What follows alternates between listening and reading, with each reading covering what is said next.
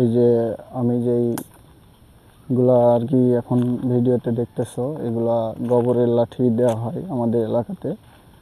তো এগুলো আসলে খড়ি হিসাবে ব্যবহার করা হয় রান্নার কাজে।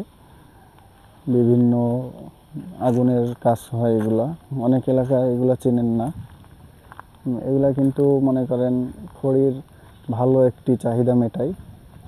যারা প্রথম দেখে থাকলেন অবশ্যই জানাবেন, আর যারা পরিচিত তারা তো পরিচিতই।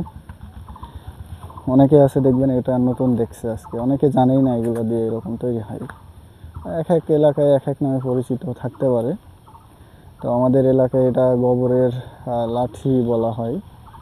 এটা আর কি আপনি রোদ্রে শুকানোর পরে এটা অনেক দিন রাখা যায়। রাখিয়ে কিন্তু পুরা বছর ভাত রান্না করবেন, তরকারি রান্না করবেন।